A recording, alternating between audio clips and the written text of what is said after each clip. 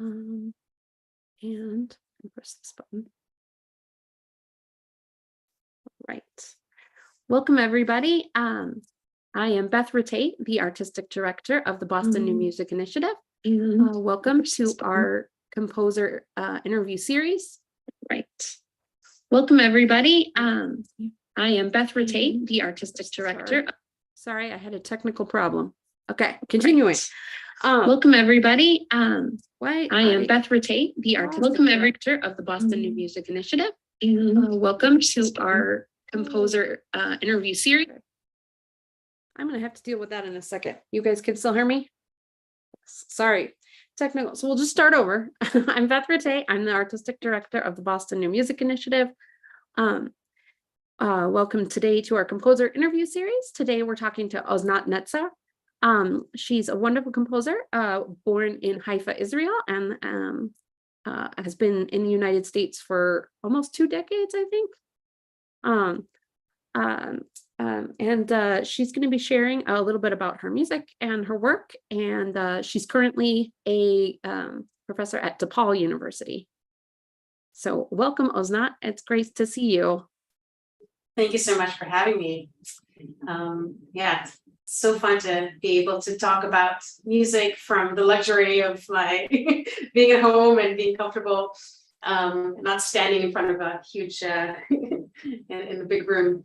So actually, it's also great to be part of a Boston thing. I lived in Boston for 15 years before moving to Chicago, and I still call Boston my home. So it's a great connection there too.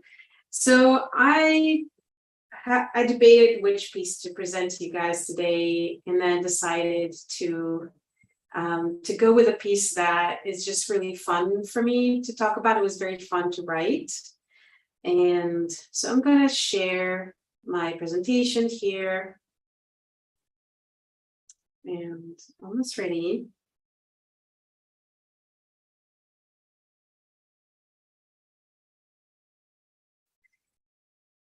So the piece I'm going to share with you today is a piece I wrote in 2020. And we all know what 2020 was like.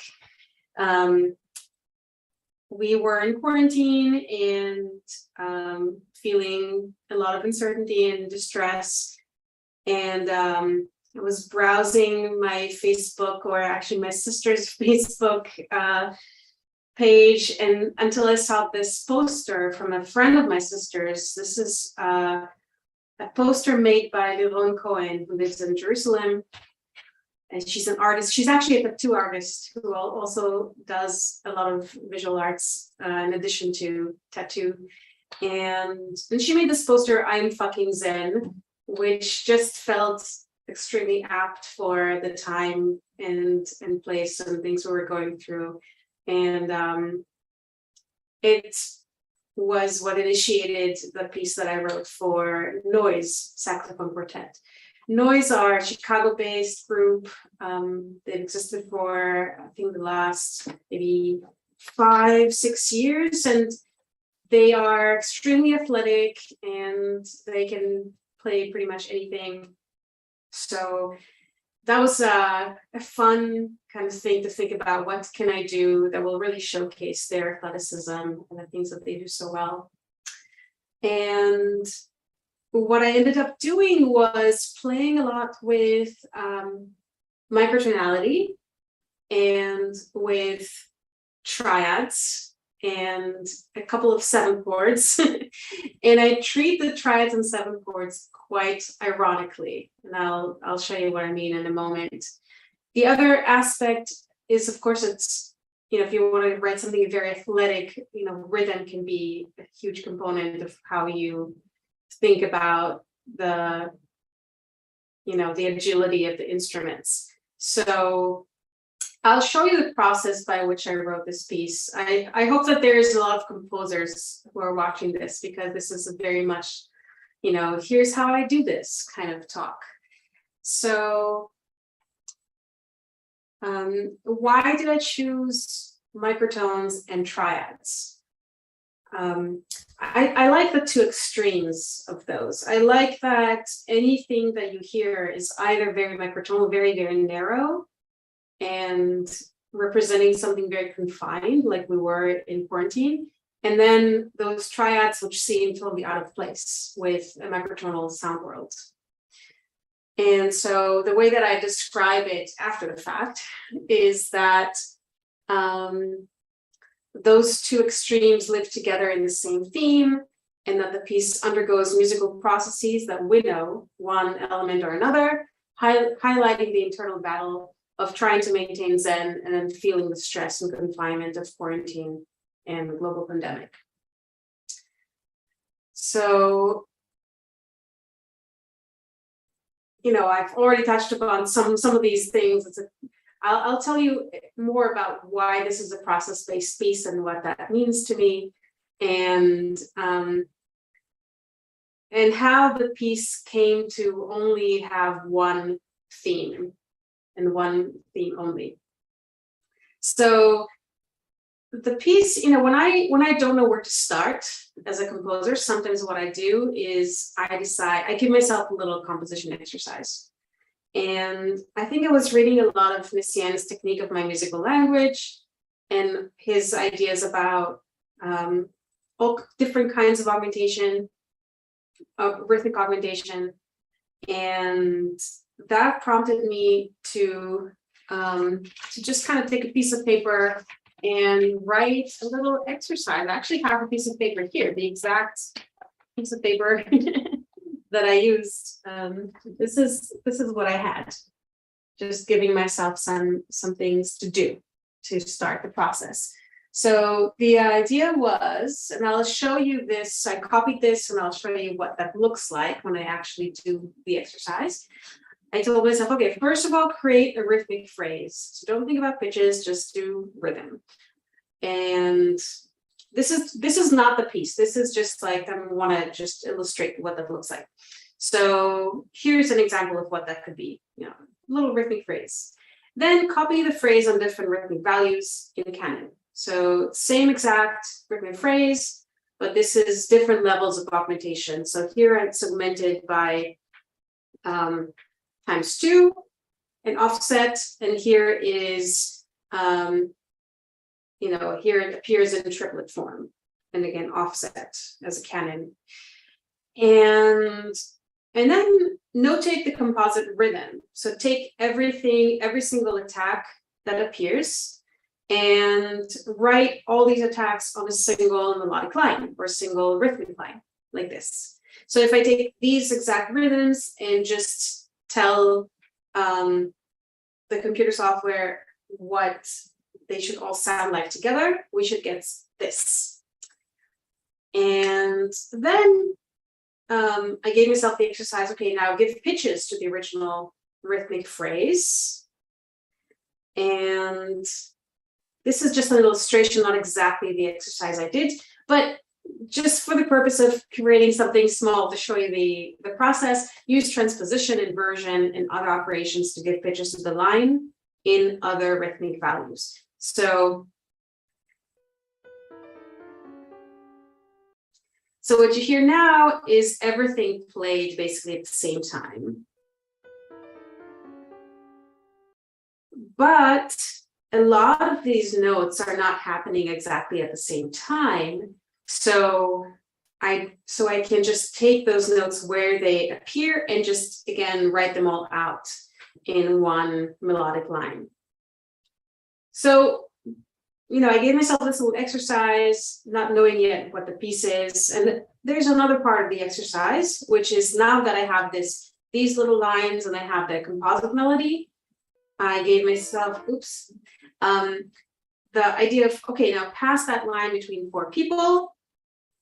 So use the same melodic line and pass it. So you see it here appearing over here and then over here, and then use the original 3-part rhythmic exercise to give lines to the instruments that are not playing the tune. So in this case, you see that this instrument is not playing the tune, this is not playing the tune, and they're basically using the original line to accompany.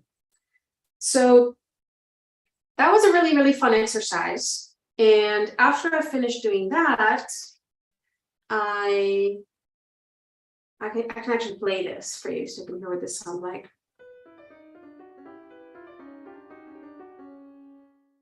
Yeah.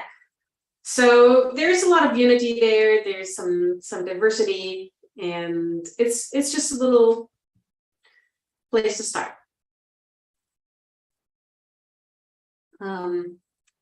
The actual rhythmic line was much more complex. So you can see that I wasn't even thinking about any kind of meter. I was only thinking in durations. And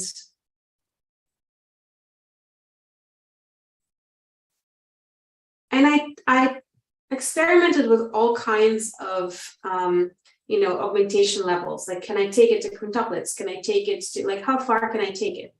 And I found that because of my idea to kind of press everything into a composite rhythm, that I can't go too wild in terms of the augmentation levels.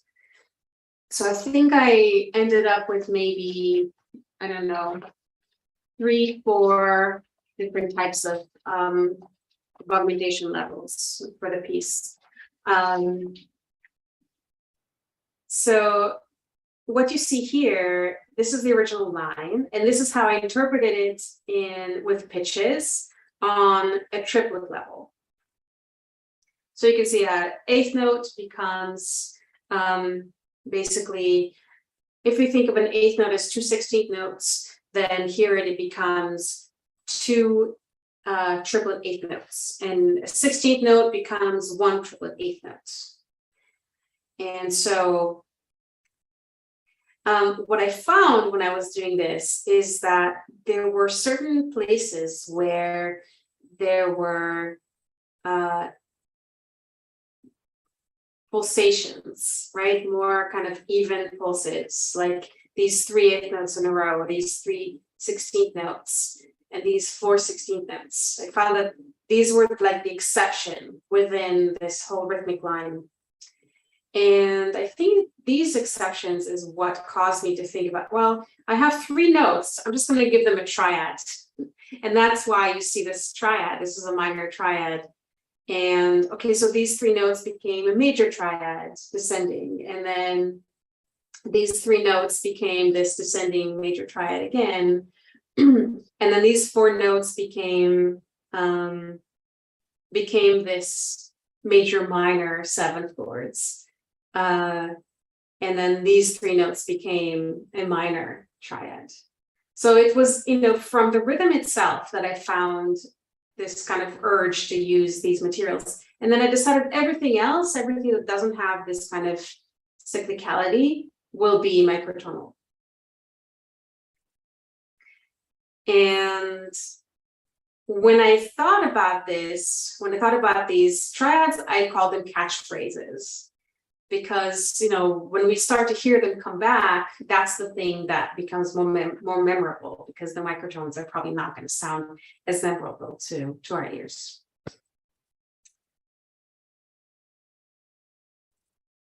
So, okay, let me say a few things before I move on to the kind of how the form came to be.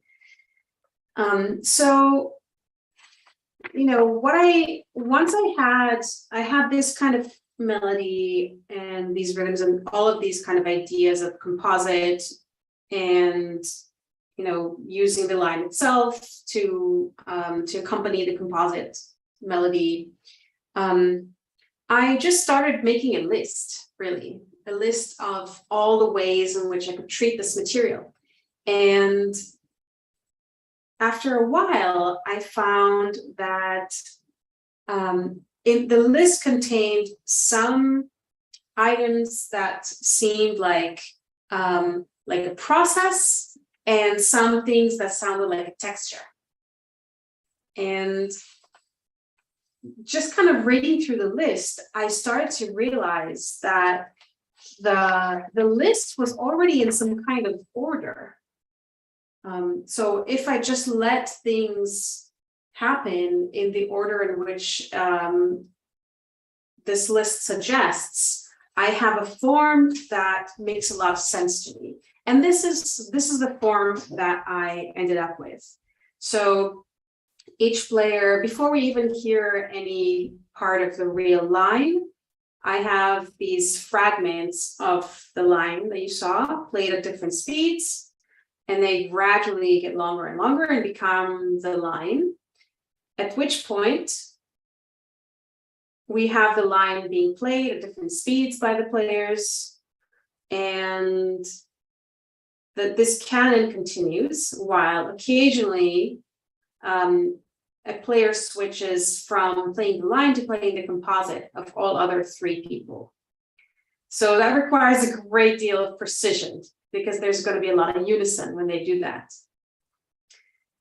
And then after one person ditches the line to play the composite, slowly each person leaves off where they are to play the composite until they all are playing the composite line. So that's going to be a moment of unison. They're all going to play together. And then this is where now they're all playing this composite. So we haven't really heard the line played by itself. We don't really know what it is, but we've had it in our ear for a long time. And from this composite, I start to gradually winnow out everything but those triads and seventh chords. So gradually, they only play those catchphrases until there's nothing but those catchphrases happening at different speeds. And, so at that point, you're going to hear everyone kind of scattered and playing these triads or seventh chords in different times. And at first, they are kind of far apart. And then they start to move closer together in timing. And as they move closer and closer together, you're going to hear the baritone saxophone play a solo, while the other three people are slowly consolidating those triads and seventh chords into the composite of all of their parts. And what we're left with at the end, after the baritone solos completes the solo, you're going to hear just the composite vamped and repeat several times. So again, I wasn't really I didn't really know where it was heading when I started with this exercise. And what I ended up enjoying about this, these processes that you hear, is that these are really, each musical process really feels like it comes from within the material itself. It's not something that I don't feel like there's an external force imposing itself on all of these processes. I feel like it's the material itself that kind of suggests how to move move from one idea to another, from one state to another.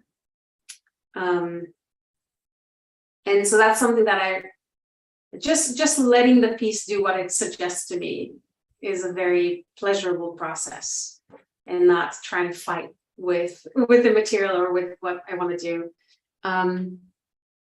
So I think that at this point, I'm just going to play the piece, and I'll share with you my score while I play this out.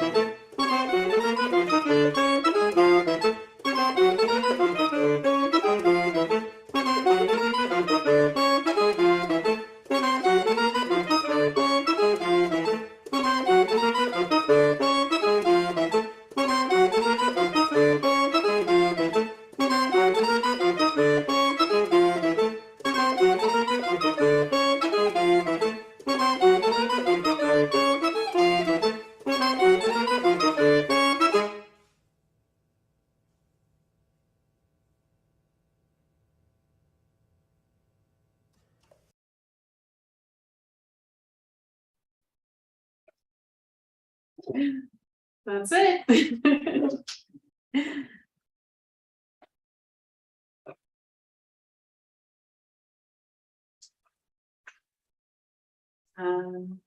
Happy. Hi. So yeah, anything that was fantastic. Like I told you I listened to it before earlier today, and then listening to it again after you explained it, I was like, oh, I see where the yeah, because I heard it. And I don't know, there's something about this piece that just seems very intensely visual to me. Like it reminds me like of the drawing or painting or drawing, I guess. But like while I was listening to it, I just like had this image of like it's like a little like kind of like a little robot that's like trying to put itself together, and it like keeps trying and trying and trying, and then but it doesn't make it, and then at the end it's like, oh, here we go, here's what I am. And it's like kind of like an amazing little weird looking thing that's like, yeah, I don't know. Anyway, that's just like it was just very intensely visual for me, and that's came with it. um I like this idea. I like this. yeah, I would love to see like a video with like someone out there that's wonderful with like visuals. Like, oh, it would be really cool. Anyway, so yeah, let me see if there's any other questions currently. No. Okay. So so I'll ask a few questions. So actually like that piece and the other one, and now the name is blanking me. It's the one with snails. Yeah. I just call it snails. It's I won't be outrun by a cavalry of snails. Yeah, those are both like fairly recent works, and they both struck me as having sort of both intensely visual like feels to it, where it just something about it just evoked imagery, both of them. I just curious. So I'm curious if you like. Obviously, you were influenced by the visuals, by the drawing for the Zen one, but for snails, was that inspired by any specific visuals? Well, I have to say, even for this piece, it's not really the visuals that I don't know how to translate visual things into sound. Right. I always translate physical motion into sound. So I tend to think more a lot in metaphors of motion and sort of kinetic forces, and the way that we interpret the physical forces, the embodiment of physical forces. So for example, if you think about, when you think about music that's containing magnetism, for example, it's not that you're actually thinking of the laws of physics that govern what makes something magnetic and how magnetism works. It's about like, what do you think is the physical manifestation? How would magnetism feel to you? Were you magnetic?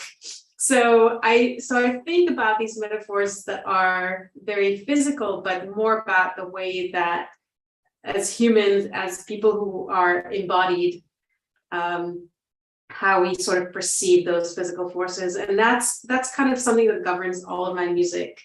And so, actually I'm fucking Zen. This piece is there's less I can give you. I don't have as many kind of metaphors to give you, except that I'm always thinking about things like intensity and build up in those, in that kind of language. Yeah, okay, that makes sense. So I think maybe part of it is like my reaction to these like motions is to create a visual story, but other people might react in a different way. Because I definitely, as you described it, I definitely had that sort of, as you said, kinetic motion and feelings. So that's really cool. One of the other, so you've also done a lot of vocal pieces and chorus pieces for things like in Hebrew or Yiddish or other languages that you that you like grew up with or are part of your heritage. I especially enjoyed, so I listened to the most, I was wondering if you wanted to talk a little bit about the piece, which I can't pronounce because I don't speak Yiddish or Hebrew. That's for the the Boston Jewish Community Chorus. Yeah, that piece is called a Funkelglebe. And it's a piece that Kolenu, which is Boston's Jewish community chorus, they commissioned for their 20th anniversary. I also instantly composed their 10th anniversary piece 10 years ago. So it was a wonderful way to kind of continue that thread. And there are a number of Yiddish female poets that I really enjoy. My favorite one is Anna Margolin. And so I did find one Anna Margolin text to use in that piece. Her stuff tends to be extremely subversive and intimate. And I feel like, it's, I don't have anyone to compare her to in terms of the English world. But you can imagine how intimate and subversive doesn't lend itself as well to a chorus and a community chorus of that. So I chose a poem that can be sort of interpreted as something a little bit more kind of general, and also paired it with two other poems that have more of a collective kind of voice. And I feel, it's if you listen to this piece and then you listen to I'm Fucking Zen or to Snails, it's a totally different, it's like written by a totally different composer. And of course it's not.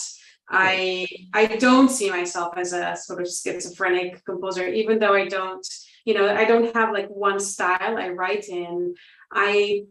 This is one of those things that this idea of this embodiment of kineticism is something that has allowed me to just kind of think about orchestration, about form, about intensity, and no matter what the language of the music is. So that's kind of why when I found when I found that this was my point of view, it helped me explain to myself and to the world why I don't care if my music sounds like, oh, it's in 4/4 and it has like, tonality, or if it is totally microtonal and all over the place rhythmically or amorphic rhythmically, because there are other forces that govern how I think about music.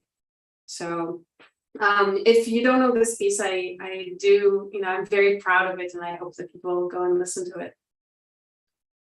Yeah, it's great. And it was I just a quick one, is the ensemble that played with it, are they also amateurs or they were professional? Yeah, the ensemble are professional. So it meant that right from the start, I wrote something that will have more kind of flexibility and more virtuosity for the players, and something that is much more easy for amateur singers to learn. Some of them don't read music notation as well, and so it had to be on the sort of simpler side. Right. Okay. Yeah, that's what I thought was the case when I listened to it. So that's really cool. I have a couple of questions from Leah. Leah Reed is a wonderful composer on her own and also on staff with Boston New Music. I don't know, it's in the chat. So in the beginning of your presentation, you discussed the processes you used in the work. And have you used this process in other pieces as well? And if so, which ones? Yeah, I sometimes it's definitely not the same processes in every piece, because this is kind of hard to explain. This is something I tried to say kind of earlier, that the material itself will suggest what are the potential processes that it can go through. And so I don't come up with the process and then think about how to write the materials. It's more like most of the time there'll be already some kind of material that I'm playing with, and it will suggest to me what it can do. So in my saxophone concerto, the third movement is very much a process-based movement as well. And there I'll have I'm working with scales, and I'm using the scales as a sort of like mesh grid. Have you seen these sort of like two-dimensional mesh grid pictures that look three-dimensional, because the mesh is kind of like, creating these shapes. where the lines, when they get closer together, they, or farther away, they kind of suggest a shape to you. So I'm using the idea of like a mesh grid like this to basically work with scales and have the scales contract and expand to denote sort of like that kind of three-dimensionality.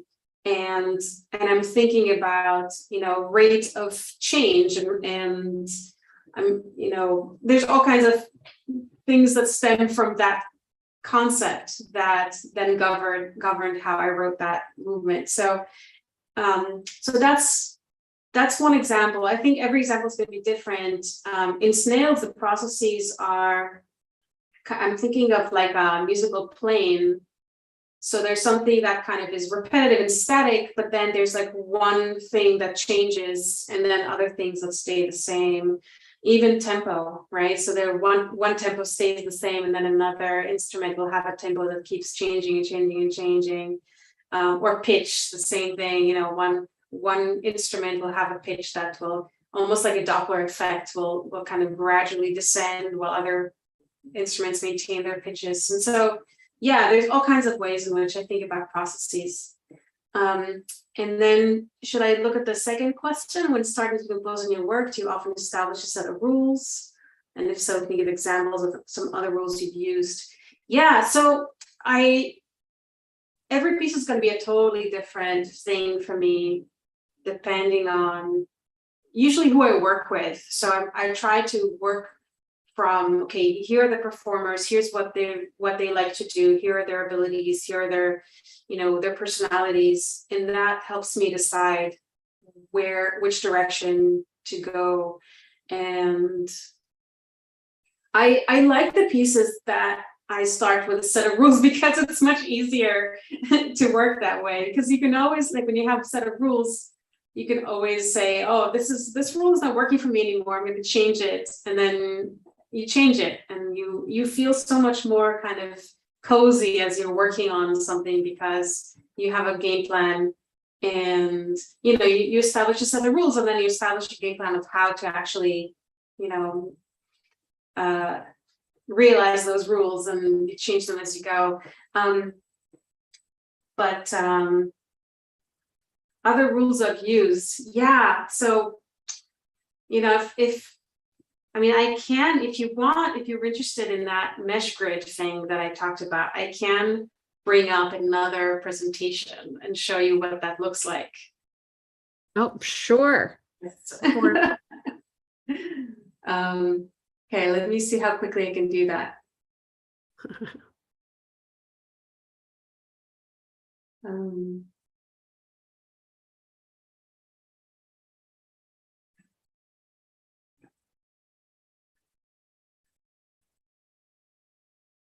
I may be able to do it very quickly.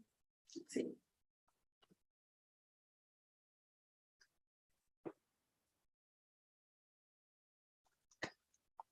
So my saxophone concerto is called Luce Cantabile, and it was written for Ken Radnowski. So also a Boston thing, was played by Bach, Beethoven, Brahms Society. And I found it, and I can share it with you. I found some, let me just share. So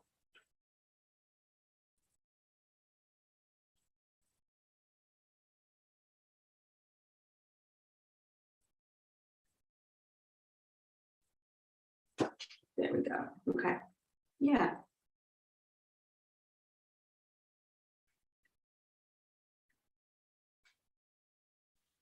Yeah, mesh work. So this is the kind of thing I'm talking about. Right.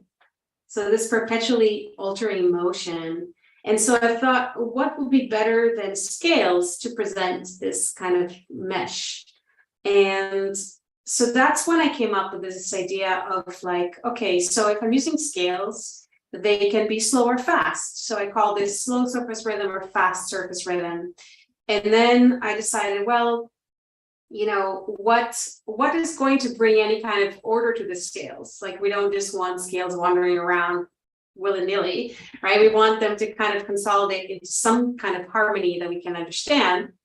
I'm using this idea that when you have passing motion, you can kind of do anything, right? As long as you're passing, into a chord and from a chord, you can kind of do anything in between.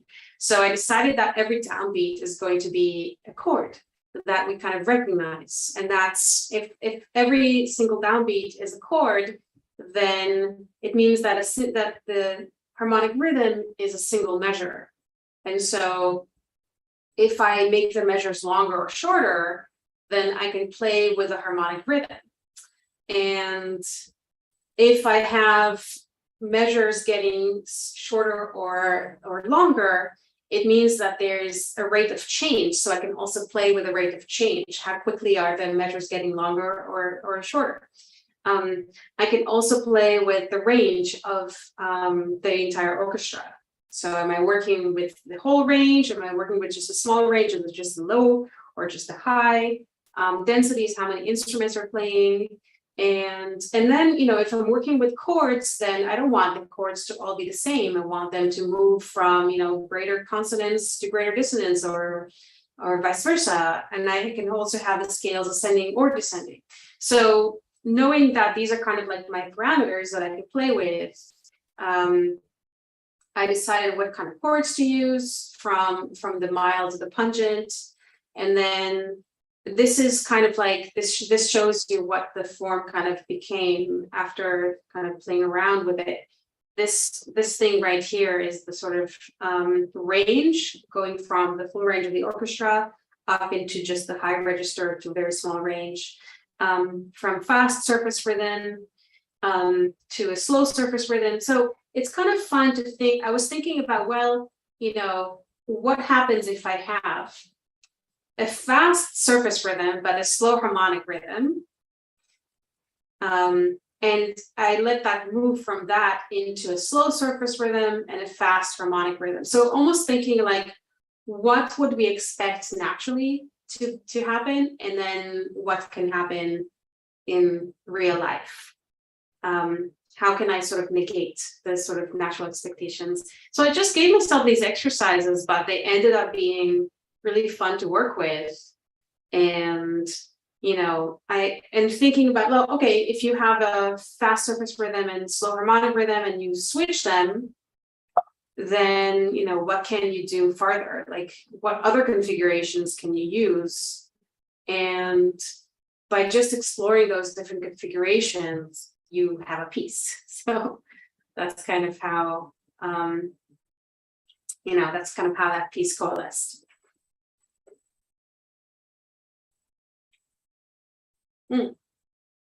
Muted, Beth. Thank you. So everybody knows that is the alto sax concerto. What was the title again? Luce Cantabile. Luce Cantabile. Okay. So if anybody wants to check that out and listen to that, now I'm definitely going to go listen to that. So, yeah. I was trying to think. Oh, I did have another question, kind of related to I Am Fucking Zen. So one of the things I was curious about, so you did have different like meters, and the meter changed throughout, and was that just sort of determined by the shape, like how each like individual phrase ended up getting shaped, or how did you determine those meters? That's a good question. I think that in this piece, most of the meters are kind of like very solid, quarter-based meters, because when you're working with the complexity of those like different levels of augmentation and then the composites of those, then you do get a very kind of like pulse-based kind of rhythm. And because it's pulse-based, it means that all the meters are going to be 3, 4, 4, 4, 5, 4, and then I'm just trying to be musical about where to place the bar line so that it makes sense with phrases.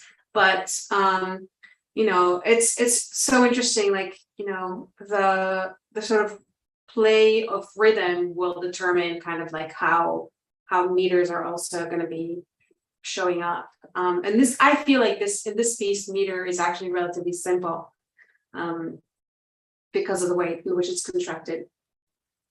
Yeah, but yeah, so like, but like it did feel like there was still like an approach like that downbeats were important. I don't know how to explain that, but it did seem like that those were sort of, they were like markers within like the phrase most of the time. Yeah. What I really like about the ending also is that you don't know where the beat is, and you don't know like where the repetition is going to happen. And so when it stops, and I stop it kind of arbitrarily at the end of the measure, it's like you don't necessarily think that that is where the cycle ends. Yeah, yeah, that is true. Yeah, I think that's one of the things that I liked about that ending, because it was so unison but also still unpredictable. Like, yeah. So I'm trying to think of if there was anything else on my notes to ask about. Yeah, okay. Well, I don't have any other questions. It does not look like we have any other questions anywhere else. I'll give a last chance from anybody. Okay. So but this was just, it was a great talk. It was wonderful to have you. And we're thankful for you to be here. I'll give a couple quick plugs. We're still working to arrange our next composer interview. In the meantime, we do have our Salon Series 3 is going to be on January 6th at 12 p.m. Eastern Time. We're actually calling it the European edition because it's hosted by one of our staff that's in England. So the Europeans can join at a more reasonable time. So there's that. And we have the last of our prismatic congruency series. It's going to be premiering a week from Saturday at 4 p.m. You can see the first two in that it's nature, brutal, beautiful, brutal, and balanced is the theme. And that we had, there's two so far on our YouTube channel, and the third one will be premiering in a week from Saturday. You can check those out. And that's it for my plugs. So again, a wonderful thanks to Osnat for a wonderful sharing and for being here with us. It was very interesting and very informative. My great pleasure. Thanks for having me. Thank you. So thanks, everyone.